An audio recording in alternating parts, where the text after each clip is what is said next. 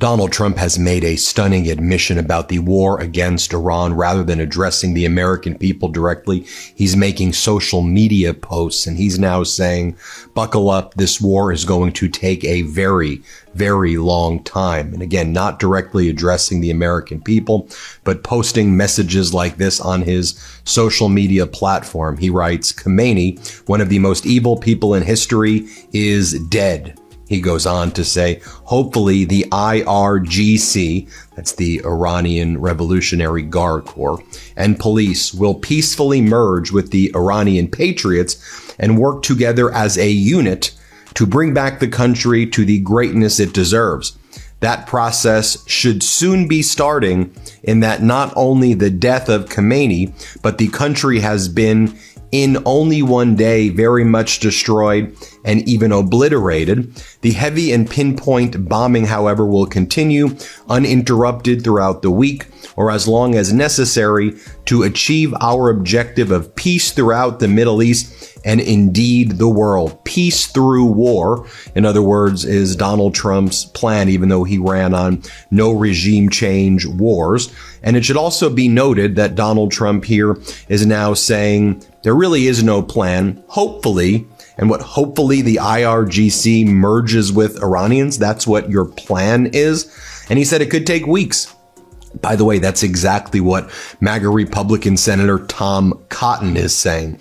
Cotton is the chair of the Senate Intelligence Committee, and he said, prepare for a war that at a minimum will last for weeks, not for days. So the United States is now in a long-term war that's going to last for weeks. And again, the American people aren't being addressed. There's no explanation about why we're doing regime change when we were first told this was about stopping the uranium enrichment. And then Iran agreed to stop uranium enrichment during a mediation by the foreign minister of Oman. But then the United States said, we actually want regime change. And that's what United States and Israel wants anyway.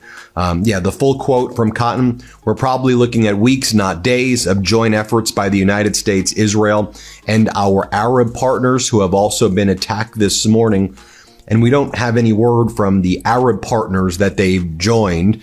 But we have been reporting about how the American military bases and tourism sectors where Americans stay and places where our troops stay in surrounding countries like Bahrain, like the United Arab Emirates, like Kuwait, and other surrounding countries, Jordan, Saudi Arabia and others have been hit with ballistic missiles and Shahed drones by Iran. And Iran hasn't stopped doing that. Iran has escalated since the death of Ayatollah Khomeini. And by the way, the death of Ayatollah Khomeini has been confirmed by Iranian media. I just want to be clear about that. I saw some people in the comments saying, you can't trust your sources, Ben, or you're wrong. When I reported earlier, I was right.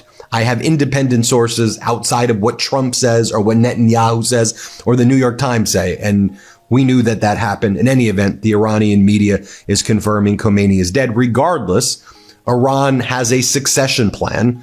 The CIA had always expected, and our intelligence services always expected, if you kill the Ayatollah, there's just going to be someone who's more of a hardliner and more of an extremist ready to take his place, not a moderate, not a merging between the Iranian National Guard, the Iranian Revolutionary Guard, and other Iranian people. You're going to get a hardliner, and the Islamic Republic is still in power right now. And it's very hard to do regime change if you're just doing military strikes with airplanes and drones, and you don't actually have boots on the ground, which unclear at this point if the United States is committing boots on the ground or if Israel is committing boots on the ground. But if that happens, we will certainly let you know. Remember, Donald Trump's statement last night was, well, it's war, and wars people die, so what can you do about it? That was Donald Trump's statement while wearing a USA hat. Should be noted, as Iran has escalated its attacks on neighbors, its retaliatory strikes on neighbors. The famous Burj Al Arab Hotel in Dubai, it's like probably the most famous hotel there, was hit by Iranian drones and missiles. The hotel for a period of time was on fire. You can see what it looks like right here. I'll show you just other footage as well of Iranian drones hitting the vicinity of the Palm Hotel and Resort in Dubai.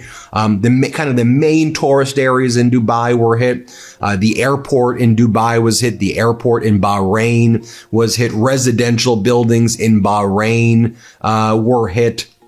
And so, if anything, Iran has just been escalating its military strikes on its neighbors. Now, what else is Donald Trump doing right now? Well, he's using this moment to attend a Republican fundraiser. The White House traveling press pool, which today includes the BBC, has been told that we won't see or hear from Donald Trump this evening. Too busy to talk to the American people about a regime change war. No discussion with the American people about why. How does this impact our national security interests? Should we, the pros and cons, the normal thing we're used to presidents doing. But that doesn't mean he's done for the day. As this reporter describes, just a short while ago, we were informed by White House Press Secretary Caroline Leavitt that Trump, and it's the reporter's Bernd de Busman, Donald Trump still intends to attend a fundraiser being held this evening at Mar-a-Lago for the Republican Party. Caroline Leavitt added, this party, Leavitt added, is more important than ever. We have been pressing the White House for more details on Trump's plans for tomorrow, but have yet to receive any word. In other words, Trump going radio silent again, not addressing the public, but he is holding fundraisers for the Republican Party and for the MAGA Political Action Committee. Take a look at what the former domestic policy advisor for Marco Rubio had to say, Greg Nunziata. Here's what he has to say. I don't have a position on the wisdom of what we've done in Iran. I think the Iranian regime is evil. The Persian people are amazing, and I hope for the best. But it is profoundly troubling that our peace president went to war with zero attempt to make the case to the country. Here's what Democratic Senator Gallego had to say. Here, play this clip.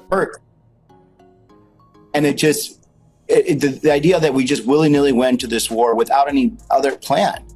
So he just basically attacked Iran and then said, Iranians, it's up to you.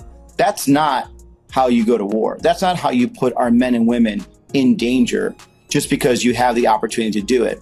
And certainly we shouldn't be going to war because Saudi Arabia, these Gulf Coast countries, or Israel have asked us to do this. It is not in our interest to destabilize the region. It's not in our interest to be involved in such a deadly confrontation.